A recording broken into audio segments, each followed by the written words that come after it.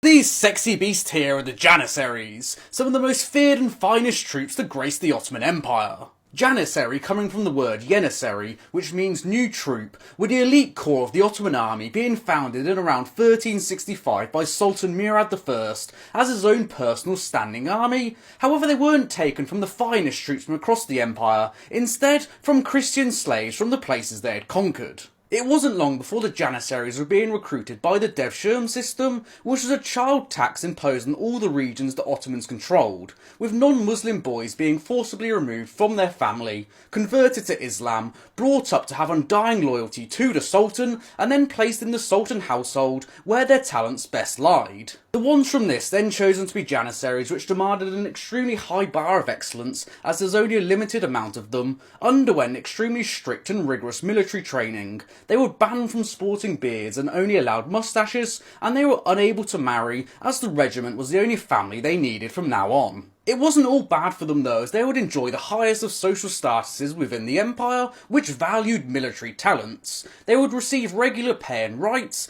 and poorer families would often bribe the Ottomans to take their children away from them in this Devshirme system, so they would have a better chance at life, either as a Janissary or as something else such as a high-ranking statesman. Within the ranks of the Janissaries, food was the name of the game, with their high-ranking commanders often being called soup men, among other culinary nicknames. And while losing the regiment banner was an absolute disgrace, losing the regiment's cooking cauldron was grounds for dismissal. Within the lavish hats they wore, which were called bjorks, which were a symbol of brotherhood and discipline, they had a holder for spoons, called something I'm not even going to try and pronounce, as it symbolised camaraderie between them and their brethrens as they ate, slept, fought and died together. In the army, they became some of the most prominent marksmen in the world, at first with bows, and then with the introduction of gunpowder guns, also being able to fight with axes and Turkish curved sabres called kaliches, as this chap's doing here.